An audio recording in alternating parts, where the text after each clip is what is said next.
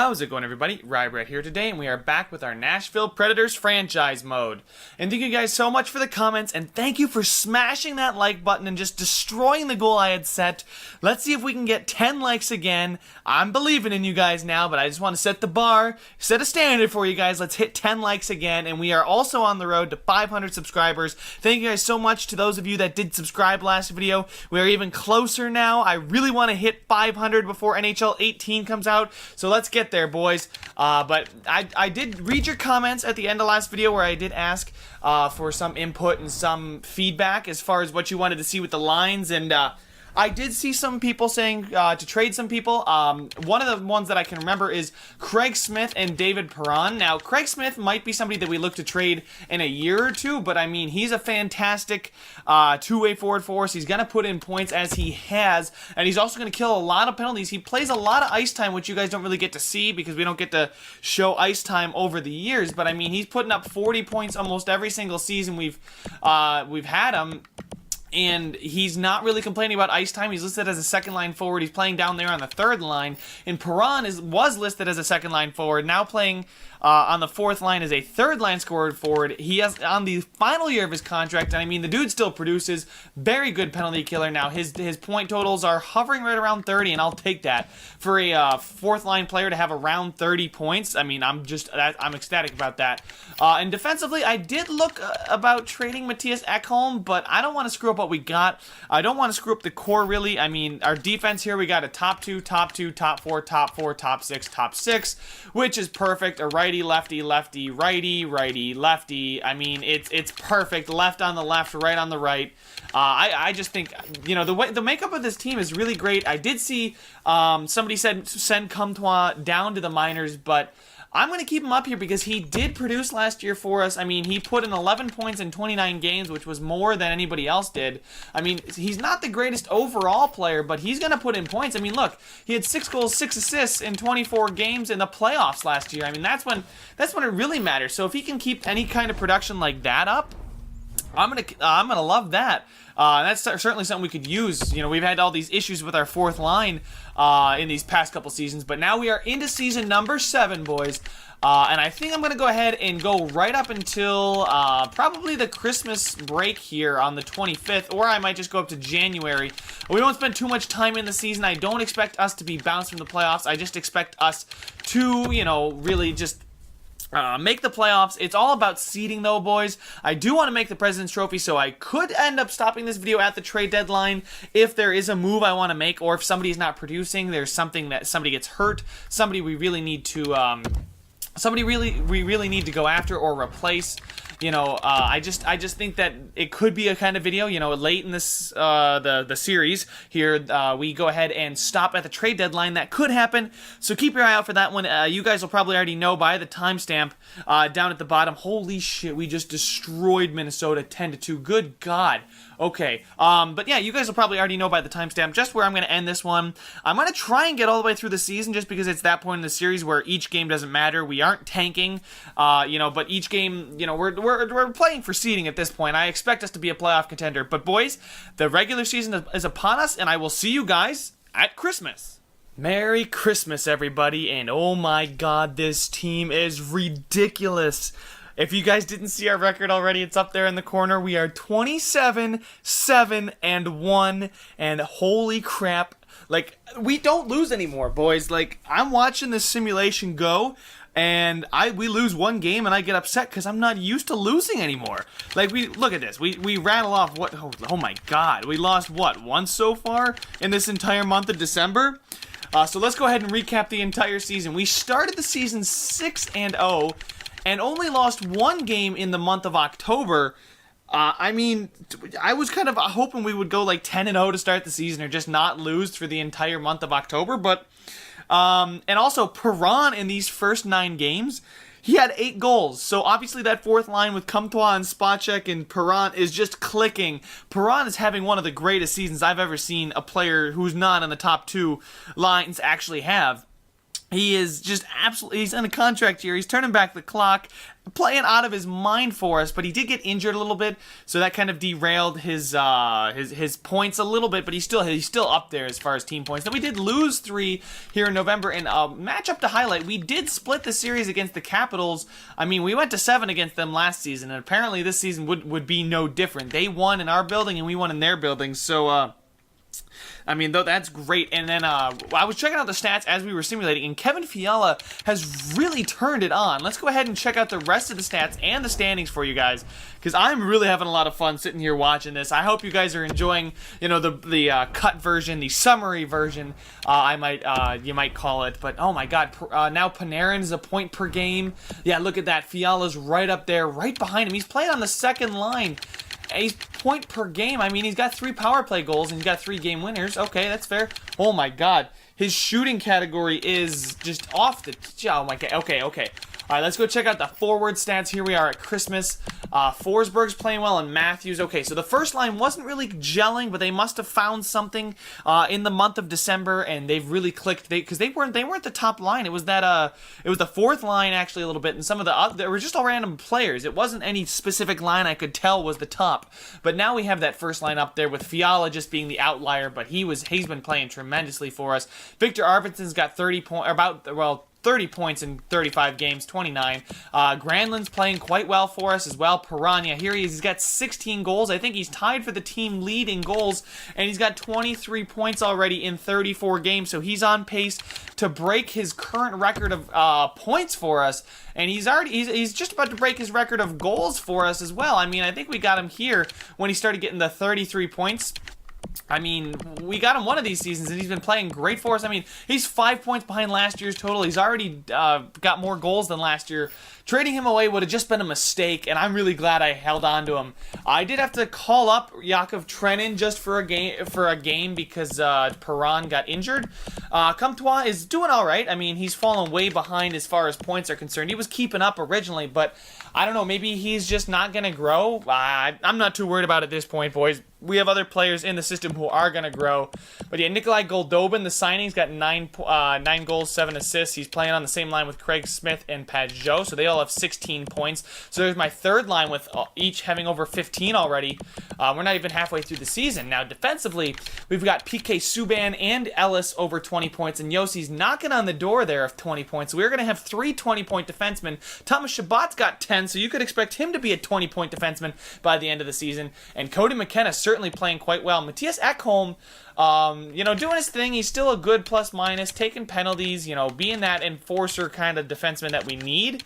Not putting a lot of points, but I'm not too worried about it. And then back in net, boys, we got John Gibson, who is also getting himself on the scoring sheet, I guess. He's got a point for us there. He's already got 3 shutouts, a .918 save percentage, and a .236 goal against average. So obviously, he's not the one carrying the team anymore. And Vejmelka's playing quite well. Apparently, the team lets up a lot of shots.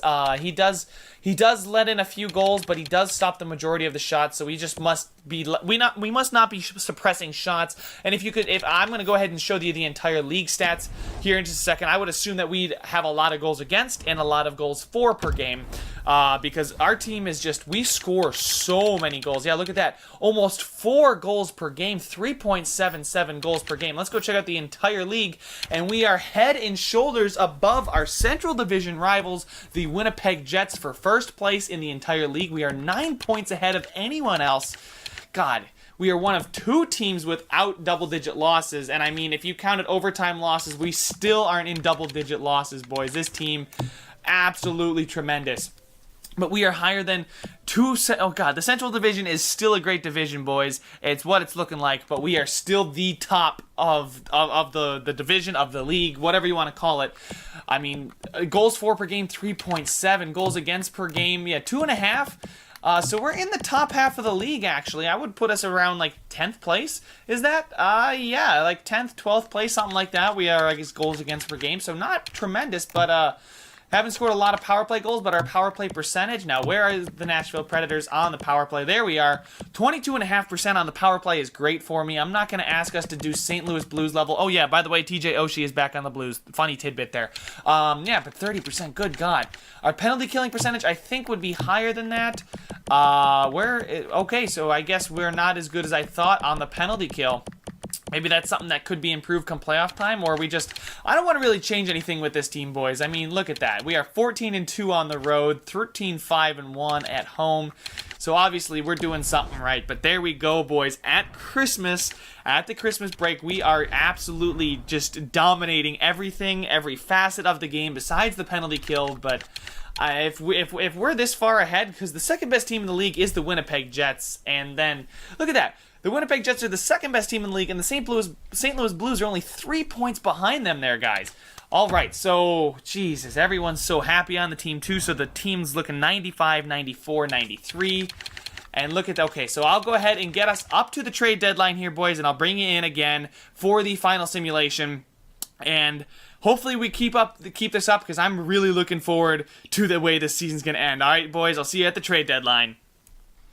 Alright guys, so here we are at the day of the trade deadline, and I was offered a trade. I decided to decline it because I didn't want the player. It was Tyler Johnson. He's an 87, listed as a second line forward. I don't really think I needed him, plus I didn't want to give up my first and a second and the player they wanted. Anyway, so that was the trade offer that popped up before you guys even came back in. But the month of January was not our friend. We went 7-7. But February, we certainly got back to form, and I was thinking about breaking the record for most wins in a single NHL season, and it's still doable. I don't think it's going to happen, but hey, let's go ahead and hope for it, boys. Let's go ahead and get right here to the end of the season. These last 3 games against Buffalo, Pittsburgh, and Chicago, hopefully they don't make the difference, but yeah, and there we go. We don't have an opportunity anymore at setting the record for most wins in a single NHL season. It was at 62, set by the, I believe, the Detroit Red Wings. I'm going to send, actually, Salamaki's not doing too poorly, I don't think, so I'm going to send Maxime Comtois back down, because I think the NHL is still a little bit over his head. He's not really performing for us. I mean, he's 81 with morale, maybe growth, I don't know. But he's only got 13 points, and he's played the majority of the season. Let me see how many games he's played. I mean, in 13 games, 13 points in 57 games, so certainly nothing like his rookie season. So we're going to go ahead and send him down to the minors, but we're going to make sure that we do best lines down there in the minors, just so he gets playing time. But yeah, like I was saying, this team is playing out of its mind. January kind of stint is like, if we would have won 4 out of those 7 we lost, we would have had a real opportunity at breaking the record, if not tying it like we could have. But yeah, there we go. 2 straight losses, 3 straight losses. Son of a bitch.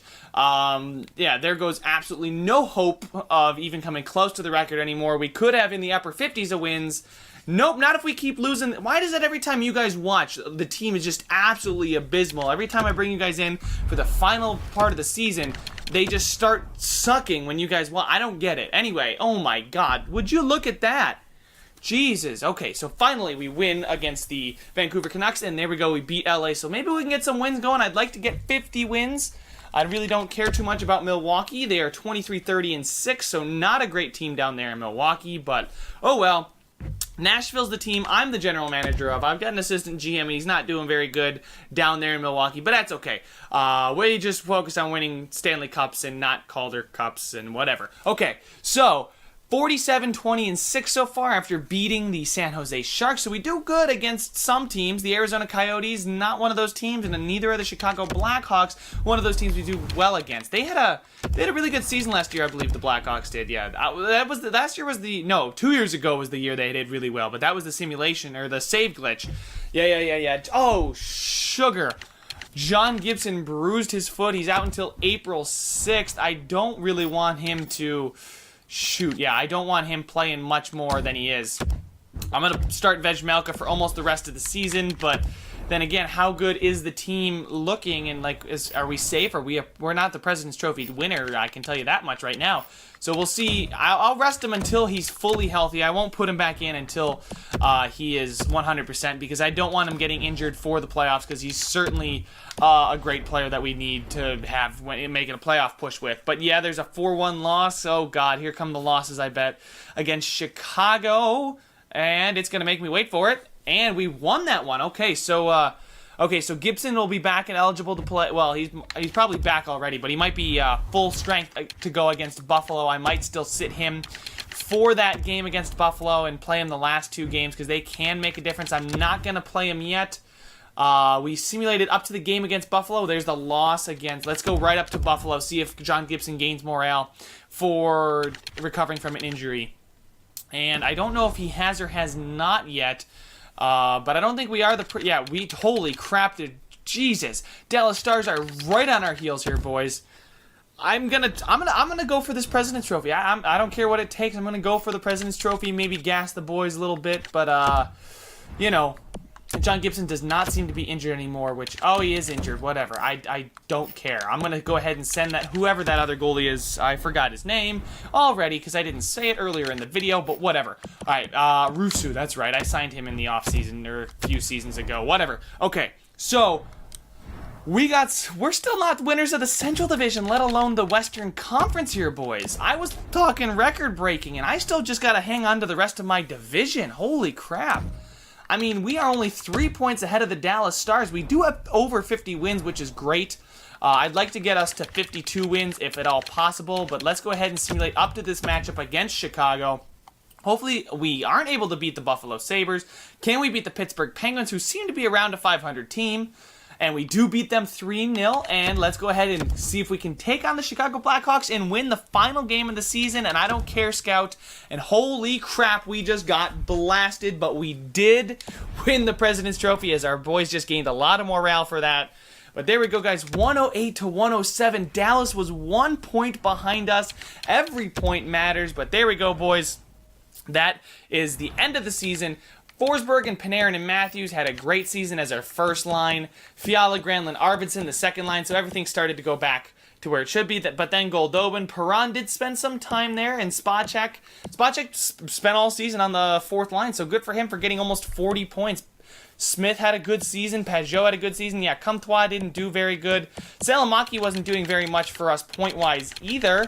I guess, you know, a guy like Maxime Comtois, maybe he doesn't get a lot on the stat sheet, but he will produce for you. But look at that, 47 points for Subban, 42 points for Ellis, 36 for Yossi. We had McKenna and Shabbat both got over 10, and then Ekholm was 1 point away, but he did put in a lot of goals for us.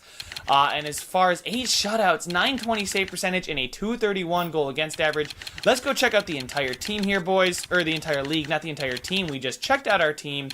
Oh, it's been a long day. All right. So, oh my God, UC Soros had a fantastic season. I know. I'm going to get flamed in the comment section for trading him away, but oh my God, what a season it was for UC Soros over there in Carolina. 42-22-4, a 930 save percentage. Pretty much carried them to every victory that he faced. Oh my God, and then there's John Gibson, another top 5 season from Mr. John Gibson. The guy has been, ever since I traded for him, has been a top 5 goaltender in the entire NHL, and I don't know why I didn't bother. Oh my God, okay.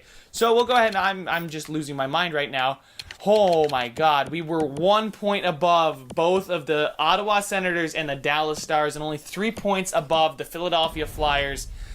Oh my God, all right. So lots of good teams this year. We were not head and shoulders above anybody since we slowed down there towards the end of the season, but I'm okay. We still won the President's Trophy, but oh my God, Jamie Benn and the Dallas Stars, Tyler Seguin. Don't tell me, I was going to say John Tavares is not on that team with them, but 103 points and 94 points, and Tavares had 93, while Jack Eichel had 87, Tarasenko had 87, Stamkos, Kucherov. Yeah, you can see these, like, holy good God, 73 games played, 82 points for Jonathan Klingberg. The Dallas Stars had themselves a stats season off the charts. Oh my God. Okay, So let's see who led the league in goals, and it is Jamie Benn. Do we have anybody up near the top? It doesn't look like we do, but that's okay. I'm not too upset about it. We won the President's Trophy, so we're not a whole bunch of individuals who play well. We are a team that plays well. But here are John Klingberg's stats for you. Oh my god, the dude is 95 passing, 94 offensive awareness. His accuracy on his slap shot and wrist shot are 84, 85. The defensive stats, or defensive awareness at 90, stick checking at 90, shot blocking 87. Oh my god, he's the kind of guy you want to get your hands on. Yeah, if you guys do a Dallas franchise mode, you got it pretty much set with the players you got. But that's all the time we got for this one, boys. Thank you guys so much for watching. Make sure to subscribe. Help us hit 500 before NHL 18 comes out, and I will see you in the next one.